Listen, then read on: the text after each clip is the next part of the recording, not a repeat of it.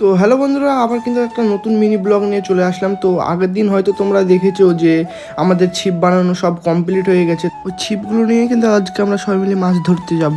তো বন্ধুরা, আগের দিন কিন্তু বৃষ্টি হওয়ার কারণে আমাদের নৌকা ডুবে গেছিলো, তার জন্য কিন্তু জল ছিঁকতে ছিঁকতে আমাদের অনেকটাই দেরি হয়ে যায়। তারপরে কিন্তু আমরা সবাই মিলে বেরিয়ে পড়লাম। তো বন্ধুরা, বেরিয়ে পড়ার সঙ্গে সঙ্গে কিন্তু আমরা সবাই হাতে একটা করে বাতা নিয়ে নিলাম, কারণ নৌকো তাড়াতাড়ি চালিয়ে পৌঁছাতে হবে আমাদেরকে।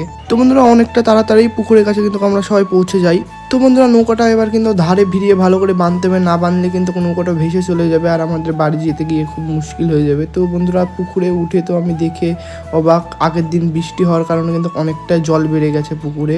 তো বন্ধুরা, তাড়াতাড়ি করে কিন্তু নৌকাটা বেঁধে আমরা মাছ ধরতে চলে আসি পুকুরে।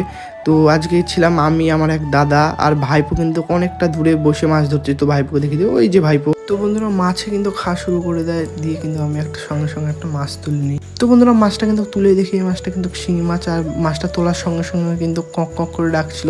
আর মাছটার সাইজটা কিন্তু অনেকটাই বড় ছিল, প্রায় 70 থেকে 100 গ্রাম হবে মাছটা। তো পেকে কিন্তু হলুদ হয়ে গেছে, তোমরা দেখতেই পাচ্ছ। তো বন্ধুরা, তারপরে পরে কিন্তু আমি আরেকটা মাছ পেয়ে যাই, আর এটা হলো আমেরিকান মাছ। এটা ছোট হওয়ার কারণে কিন্তু আমাদেরকে ছেড়ে দিতে হলো আবারও। তো সবাই কিন্তু মাছ পাচ্ছে না, আর আমি কিন্তু বারবার পেয়ে যাচ্ছি। আর এটা হলো পুঁটি মাছ। তারপরে পরে কিন্তু আবারও আমার একখান শিঙি মাছ পাই।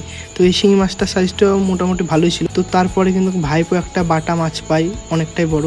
তো বন্ধুরা, মাছ ধরতে ধরতে কখন টাইম চলে যায় বুঝতে পারিনি, প্রায় 6টা বেজে গেছিলো। আর দাদারা কিন্তু হেঁটে হেঁটে বাড়ি চলে গেছে অনেকটা আগে, কারণ ওদের কি কাজ ছিল।